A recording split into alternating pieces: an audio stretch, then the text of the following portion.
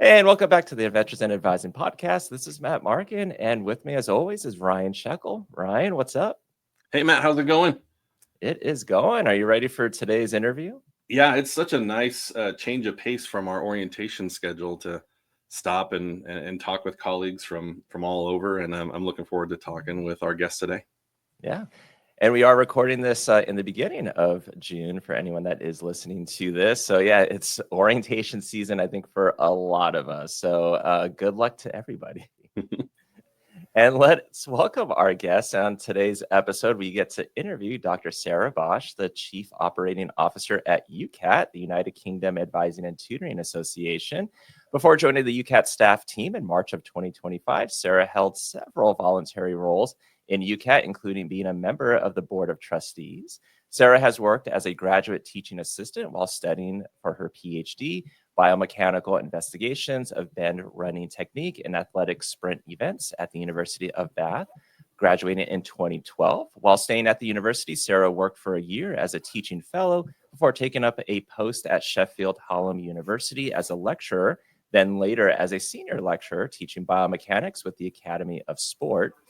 Working across various sport and exercise science and sport and exercise technology degree programs, she assumed several roles, including module and course leadership.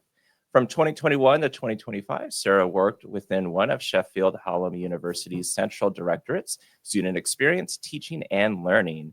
There, she worked closely with the head of academic advising to support the enhancement of academic advising practice across the institution. Sarah, welcome. Thank you very much. Hi, both. Yeah, so great for you to be here with us today. And we're going to throw the first question to you. You know, we've heard from your bio, more of a formal bio, but we're hoping that you can share with us in your own words, kind of telling us about your journey and path. What's been your origin story in higher education? Yeah, so I did my undergraduate degree in sport and exercise science, and then went on to have a role in a biomechanics lab as a technical engineer. So I got interested in the research side of biomechanics, and then sort of took that plunge to do my PhD in sprinting. So I'd been a sprinter myself, and kind of the perfect PhD came up for me at Bath.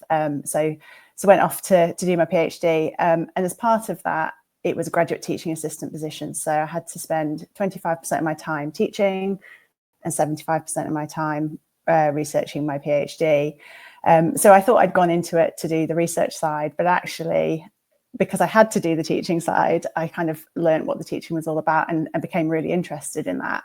So having thought I was going to kind of pursue a research career, actually, I've gone in quite a different direction and gone more to the sort of student experience side of it, starting off by kind of helping out with personal tutoring sessions for my PhD supervisor. I kind of realised that as a GTA, I was in kind of a unique position, like a bridge between being, a student and not quite a proper member of staff. So I was quite able to connect with students and understand some of the issues they were facing, even though I was at a different stage of my kind of academic career. So I had the opportunity to kind of stay at Bath and carry on with that for a while, and then realised actually, no, I did really love the teaching side of it, and pursued a teaching career, lecturing career at Hallam. I did the kind of usual rite of passage where you kind of, take leadership roles within the department. And I think for me, quite a big change in my career focus. There were a few things that happened all at the same time. So I undertook a leadership training course. So it's for leaders or future leaders in academia, female leaders. And they basically made you get a mentor. And that mentor was really, really kind of formative for me and made me think a lot about what was it that made me happy at work? What did I want to do? Why was I getting up in the mornings? And at the same time, COVID struck. So we shifted to online. I was course leading at the time. And I found that the thing that was getting me out of bed every day and making me work long hours, like I'm sure everybody else listening to this podcast did, was the student experience. And at that point, it wasn't that I didn't care about my biomechanics research anymore, but it was more that the thing that really motivated me was the student experience, making sure the students were supported, getting them through. So talking to my mentor about some of those experiences was really useful, because she was really kind of helping me to understand where my values were, how I could align my future career with that. And we really talked about, you know, what were the sorts of things I enjoyed doing, what was the position I would want to do. And one of the things that I'd become really interested in was academic advising. I used it really kind of fundamentally as a way of supporting the students in my course.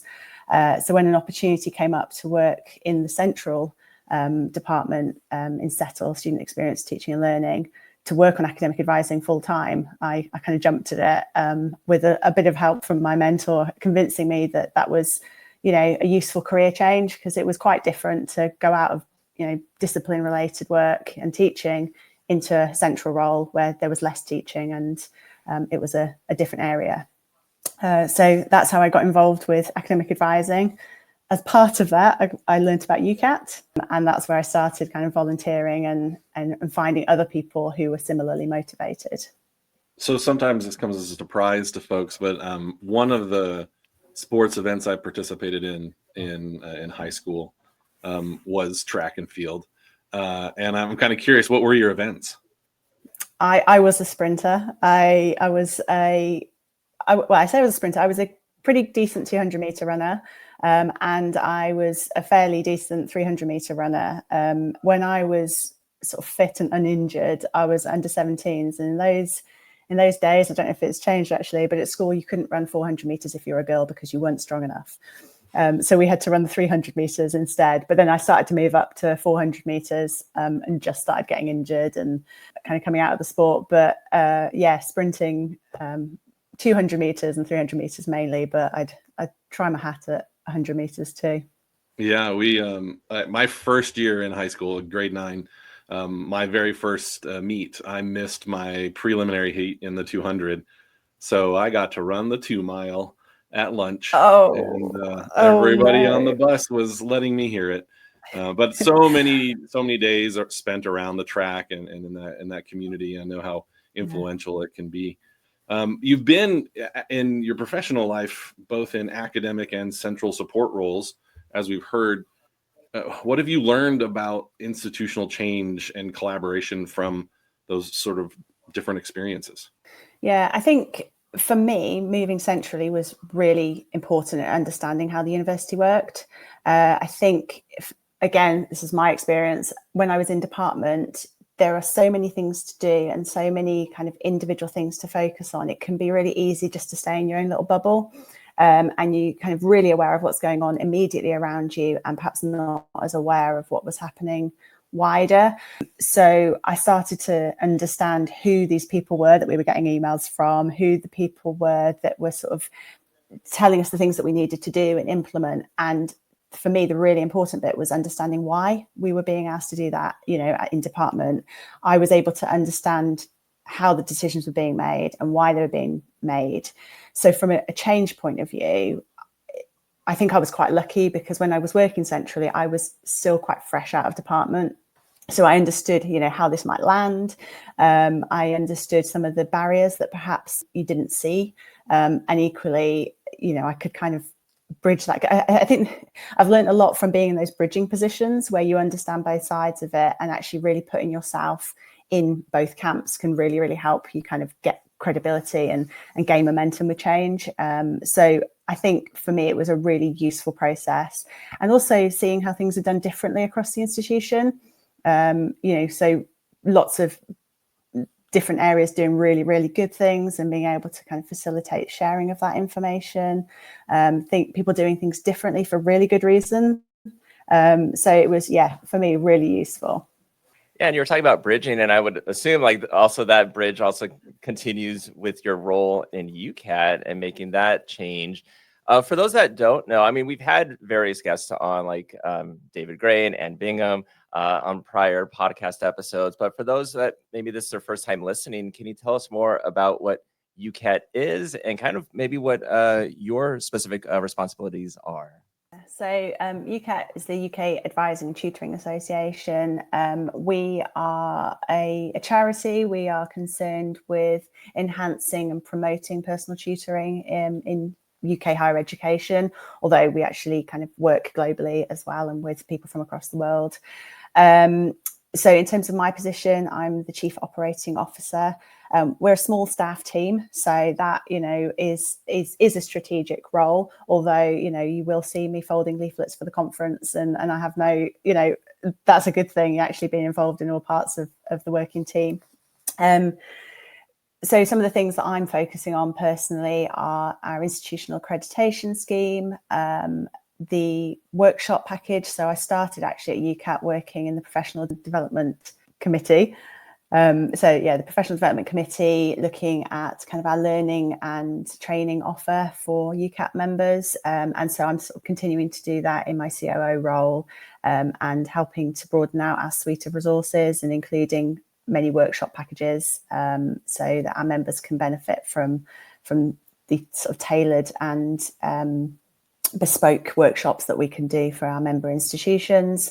And I'm also looking at how our professional recognition scheme can be expanded to reward and recognise contribution from other people who do personal and tutoring roles. So things like, you know, in secondary education, actually, we have a lot of staff who are doing personal tutoring, and perhaps, you know, that transition between secondary education and higher education and understanding how students are kind of following through. So recognising and rewarding some of the work they're doing. So that's some of the main kind of more strategic projects I'm involved in. But it's quite a dynamic team, that changes from day to day what I'm doing. So I know there's a lot of folks who would have a way to answer this question. And different roles and responsibilities in professional associations. But from your point of view, and the roles that you've been in and the role you're in now, what do you think the role and responsibility of professional or associations like UKAT, what do you think that is in shaping larger conversations about student and institutional success and how we achieve those things? Yeah, I think there's a few things that the associations like UKAT can do. One of them is creating a community, which is, I think, really, really important. For a lot of people, particularly in the UK context, academic advising or personal tutoring is a small part of a much wider role.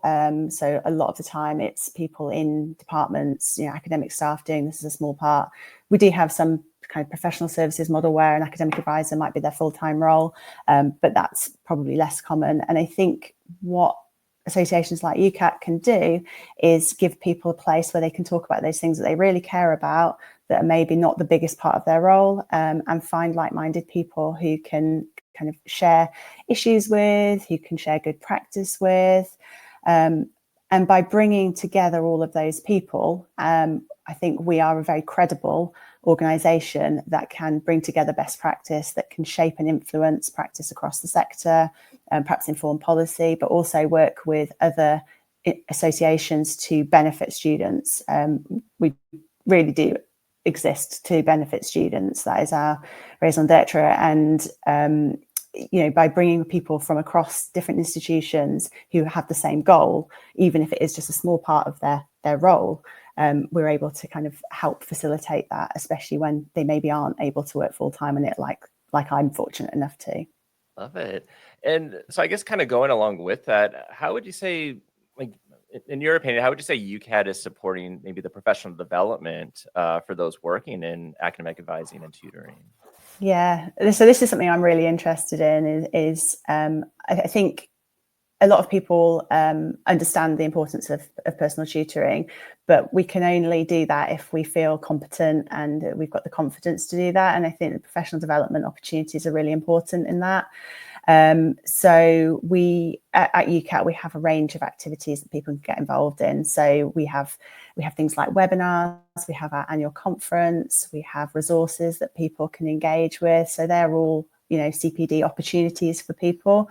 But we also have our professional development curriculum, which is kind of a range of different activities. We've got some online modules, some short courses, workshops that people can engage with. Some of them are asynchronous. So, you know, literally a 20-minute, if you've got 20 minutes in your lunch break and want to do a little bit of learning on, I don't know, boundary setting or relationship building, those sorts of things.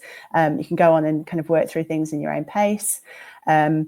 Although there's more formal and structured activities like the workshops that might be a half day or a day for people to engage with. And I think that's really important to give people the confidence. And quite often people are very good at these things, but they need that little bit of confidence, a little bit of structure to understand, that they're doing the right things, opportunity to talk with others about ways they can do it. So we've got lots and lots of different activities like that people can draw from. So I was thinking about your co-authored piece in the new journal that UKAT launched recently, and I know that there are folks who could talk about Waypoint and that sort of stuff, but I'm curious, both from your role in UKAT, but as a scholar practitioner, writing and publishing in the field. Can you tell us a little bit about your work with Melissa and that piece, and what it's like launching something like that?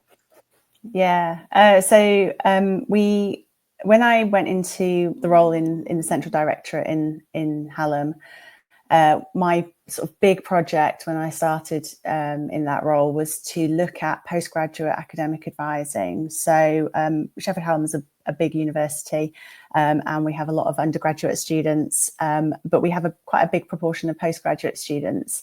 And I think Hallam isn't alone, and quite often there's an assumption that what works for undergraduates works for postgraduate students. And we just wanted to see what was happening across the institution, and look at how we could make sure that we were consistently working to the framework that we had in place, and evaluating how different ways that we did things, how they were working. So in terms of that research, it was quite a good opportunity for me to use some of my research skills, from my PhD and being an active researcher, but in a way that kind of aligned with my values around student experience and the best way we could do academic advising. So we kind of built it to be quite a robust process from the beginning, and thinking about, if we made these changes to how academic advising was done, how would we evaluate how they'd worked? So it was really a 3-year project to talk to staff about what was happening in department, what was the kind of status quo, was everybody doing the same thing, was everybody doing anything, what was working well and what wasn't working well. I was really clear that there was no way I was going in as the expert. I wasn't in there to help people exactly how to do postgraduate academic advising, because there was lots of really good practice, but also lots of kind of problems and barriers and perhaps differing expectations of postgraduate students. So there was quite a big working party who kind of audited what we were doing. And then we, it would be fair to say, shamelessly scoured good practice across the UKAT community and wider, and the literature, and looked at what were the kind of ways we could implement consistent use of the framework, but give enough autonomy to courses and enough variability to meet differing needs of different areas of the university. So we had 3 models. One was where kind of academic advising was something that happened outside of the curriculum. They had named academic advisor. They met them a certain number of times of year, and saw how students' perceptions of that relationship and their satisfaction with that, how that went. We looked at what happened if you embedded it. So you ensured that students were being taught by their academic advisor in perhaps a professional module or similar, and then also had their academic advising meetings. And then we also looked at an extended induction type model, so an extended advising where they're going to structured sessions, group sessions, but over kind of 6 or 12 weeks, regular sessions. We also had a model which was kind of student driven. So we looked at whether if you just let the students come to you, you let them know you're there, you remind them you're there and what you can help with, but let them come to you, whether that would work. But that was for a very small number of courses, because it wasn't really in the spirit of how we wanted to proactively do academic advising. But we had some small courses that were those particular students were probably from clinical backgrounds, were already had a full-time job, and were maybe using the university in a slightly different way. So in terms of that research, we looked at which of those models came up as being given the best perceptions. We looked at which ones had better retention rates and how many withdrawals there were, and found that the embedded had much better and more positive results. Students really understood better what the academic advisor was for. They took up the opportunities to meet with their academic advisor. They reported better relationships with their advisor, and knew better what to go to their advisor for. That kind of relationship building, I think, and that, you know, exposure to their academic advisor more, it really seemed to have a beneficial effect. And that was great. And we knew what we wanted to do, and we were able to then kind of advocate for that where possible across the institution. But also, I think because of our commitment to UKAT and the wider sort of sector, we wanted to make sure that we could share that. So when Waypoint launched, we were really keen to get that out. And I totally appreciate that what works for one institution might not work for another, but it was good to have some empirical evidence of the things I think we probably already knew, but actually have some kind of numbers and evidence to support that, and some really good qualitative data from students as well about how they found the different models. So I'm curious, prior to the launch of Waypoint, had you and Melissa discussed, like, where does this go if we want to share it larger? Just from the perspective of someone who might be interested in doing something similar at their institution, you know, the conversation often is, okay, we could tell people here, maybe we present at a conference. Like, yeah. I'm curious how you saw your options prior to, since you began this effort before Waypoint started. What was it like being there, thinking, where do we go with this once we have our results? Yeah, I think the intention was always that we should be able to externally publish. That was the intention from the beginning. So we went into it with very much a kind of a research evaluation hat on, you know. So what do we want to change? How will we know that that's a real change? How will we measure that? And we kind of pretty much every bit of work that we ever did in that department was grounded in kind of evaluation from the beginning. So building in evaluation at the start. So we had that ethos and we had that kind of culture. So we knew we needed to be robust, and we needed to have thought about what our theory of change was really, from if we do this, what the outcomes might be. So we went through the sort of ethics procedures. We made sure that everything was ethical, that we had approval, that we could publish. Had we identified our target journal? Probably not. No, I'm not sure that's necessarily the correct answer, but that is the truth of it. We knew we wanted to. We hadn't identified our target journal. We have got other journals that we thought about, you know, publishing in, so pedagogy, learning and teaching journals. But as soon as we heard that Waypoint was being launched, we were like, that's the one for us, because we had always targeted UKAT conference as somewhere we could share what we were doing, because we knew that it was a really, really good conference for sharing practice. And we also knew that there would be some really good critical friends, you know, to kind of check and challenge. And I think that's really important. So, you know, even before we'd got any results, we'd taken it and said, this is what we're doing, you know, this is our idea. So actually that kind of community to think about, this is how I'm changing practice, this is what I think I need to measure, and this is my results, was actually really useful. So we did present at the conference for a couple of years before actually publishing in the journal. I think the overarching goal, and you've mentioned it, the word share and sharing it. So you getting the information out there. What did you do? What did you learn? What can others maybe gain from it? I think other things to also share is that, you know, with your involvement in UKAT, you know, not only your staff role, but your voluntary roles you had prior to that, you've been very involved within UKAT, to where you also in 2023 got the Outstanding Contribution to UKAT award, but also you were a previous keynote speaker at one of the UKAT conferences, and I was hoping you can share a little bit about that experience, about being a keynote speaker at a UKAT conference, and also what your keynote speech was about. Yeah. So yeah, it was a really, looking back now, it was a really positive experience. I was very nervous, as you can imagine. I was really honoured to have been asked to be the keynote.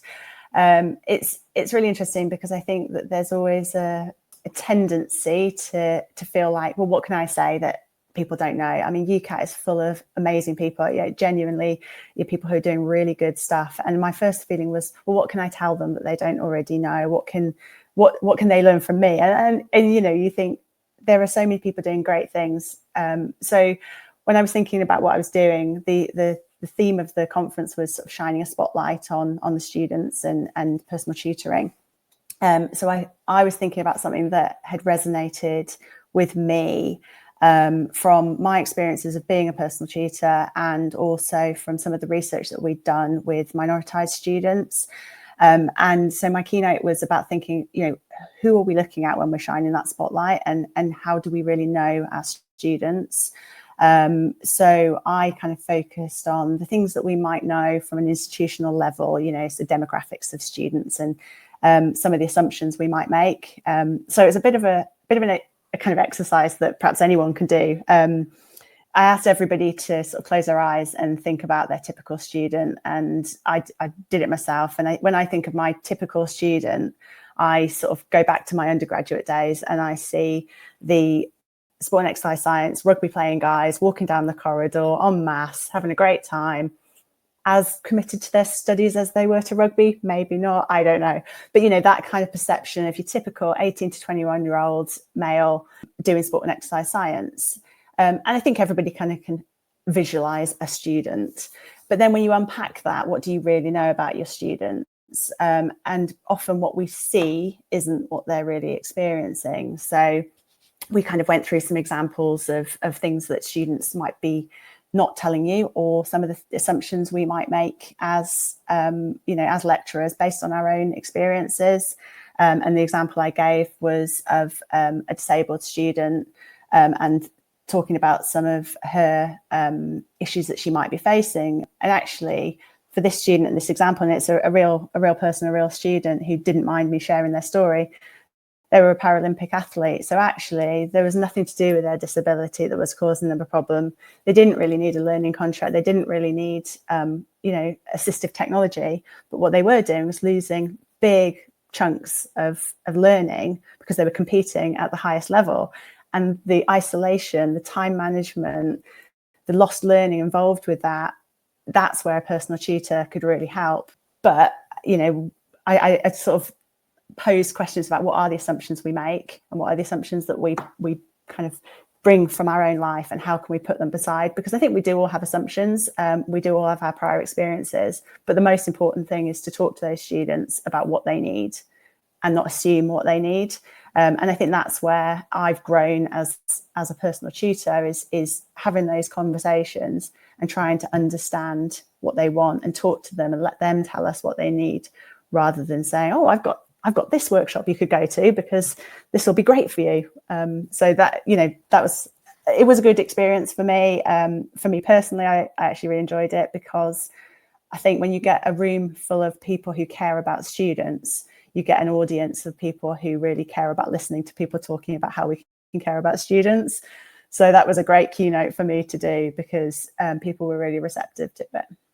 Well, speaking of assumptions and the things that might surprise us, or the little gaps in the way we see things, you've seen this association from so many perspectives, as a volunteer, as a delegate, as a keynote speaker, and now in a staff role with the organization.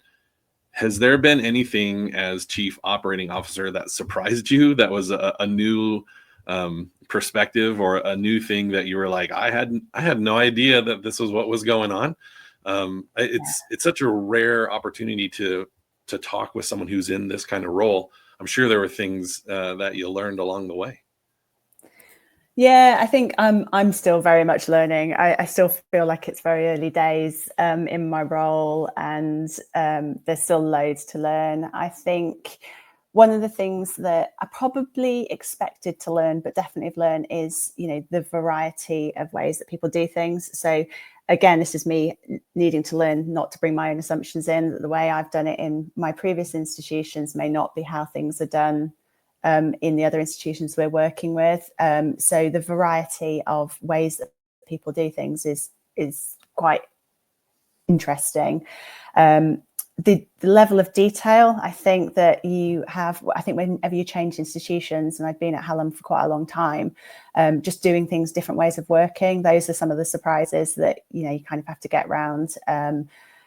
Working from home, working remotely full time, you know, and not having a physical office to go into, those are, you know, they're all differences. In terms of the conference, the sheer amount of work that goes into organising a conference, you know, it's that kind of the swan looking gliding across the lake, but their feet are pedaling 10 to the dozen. You know, it's that kind of thing. The whole team worked so hard to pull off a conference, and it, you know, it is an absolute labour of love. But I actually really enjoyed that part of it. I really loved meeting all the delegates, getting to chat to everybody as they came to the registration desk. That was really nice for me. And I think, you know, it gave me a really different experience of the conference, actually. I didn't get to see as much of it as I would have liked to have done, because I was too busy kind of behind the scenes. But it was really nice and really rewarding. And seeing other people kind of getting lots from it and sharing practice was great. The amount of work, the amount of months, even years planning a conference, and then it's done in like 2 days. So it's like kudos to you and your team, with everyone part of UKAT that put on the conference. Having now this being the 10th conference, 10th anniversary, what does that mean to you? I think it's really special. I think it really truly shows that it's a credible organisation, that it is kind of robust in what it does, that it's adding value to the sector. I don't think you would have got to 10 years if people didn't find it useful. I don't think we'd have got to the position that we're growing the staff team and able to provide more services to our members if it wasn't useful and if it wasn't valuable and credible.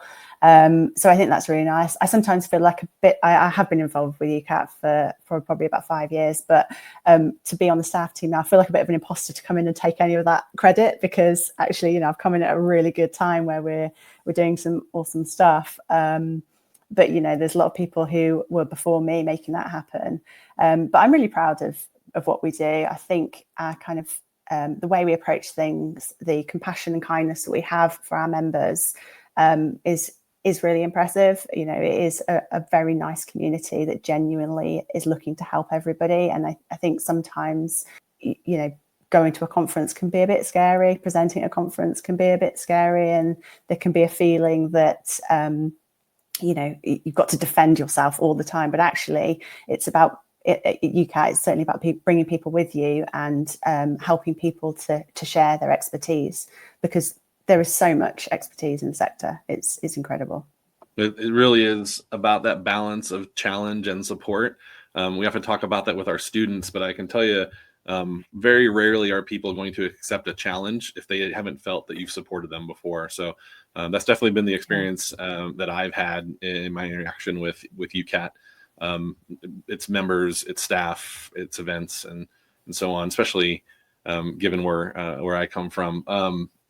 I'm kind of curious, though, thinking big picture, where do you see the future of academic advising and personal tutoring heading in the UK over the next 5-10 years? Yeah, I think it's always, you know, crystal ball gazing is always a tricky one, isn't it? I think I would like to think, and I think this is probably true, that more institutions will really value the role of the personal tutor and the academic advisor in terms of supporting our students. I think that the way that we can support students as personal tutors or academic advisors to you know, feel that they belong, to achieve their success, to know that they matter to an institution, that is only going to be a good thing. You know, in the UK, it's no secret that there is sort of financial difficulty on the sector, and we need to make sure that, you know, we are supporting students to stay in courses, you know, and retaining our students. But really, there's that moral imperative to do that as well, that students feel supported, especially as, you know, for widening participation, bringing in students from diverse backgrounds, making sure that they have opportunities to succeed is really important. So I think that more institutions will put more, you know, onus on doing that. And that means that we need to support those staff doing it, because, you know, their workloads aren't getting any easier. You know, they need to feel empowered to support their students. They need to feel confident in what they're doing. I think there are ways of perhaps working efficiently and looking at the ways we're working, using technology to help us, but notwithstanding the fact that it is a relational process. We do need to know our students. We need to be able to have human conversations with them. But there are ways that we can kind of streamline information that we send to students, that we can think about how we're communicating with them and freeing up time to have those sort of proper conversations.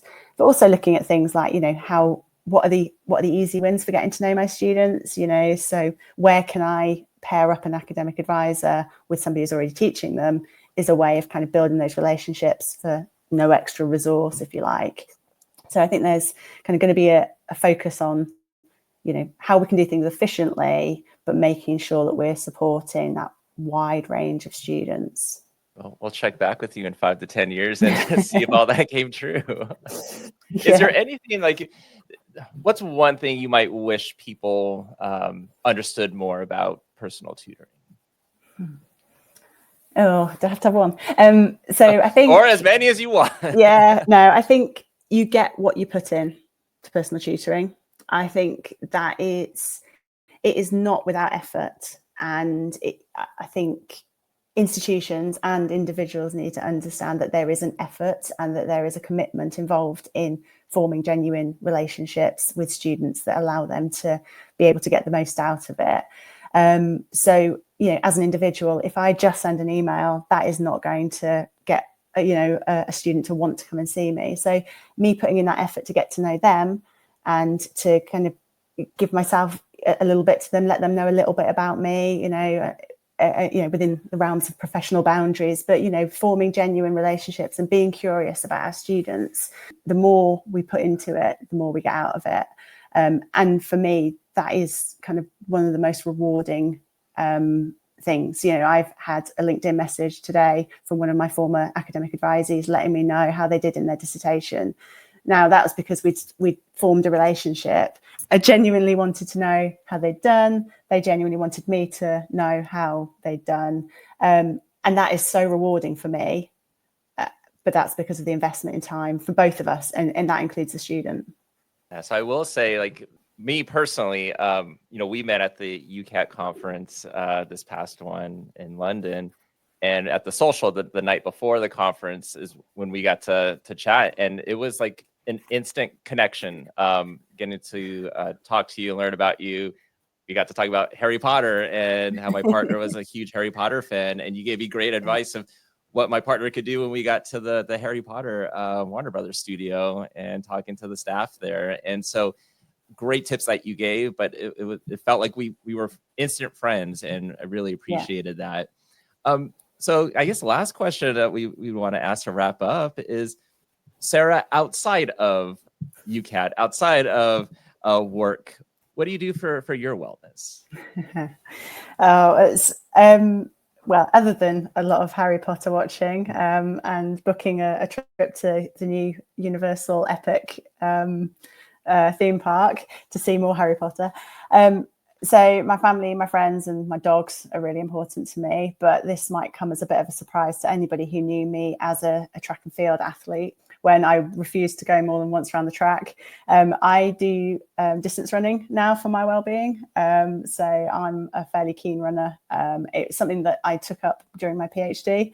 I needed something that I could take seriously enough to get me out of the office, but was unrelated enough to my PhD to feel like a well-being activity. So I got convinced to go for a run by my friend who was a very keen ultramarathoner. And she slowly but surely encouraged me to start running. So that's the thing I do for kind of my own well-being, is run sort of 4 or 5 times a week, sort of 10Ks, half marathons, and I have done the occasional marathon, but so that's one of my things. But watching and supporting my husband, who's an elite wheelchair racer, and kind of traveling, some of my big things. Well, Sarah, this was a great conversation, great interview. Learned a lot. Thank you so much for joining Ryan and I on the podcast today. Thanks for having me. Sarah.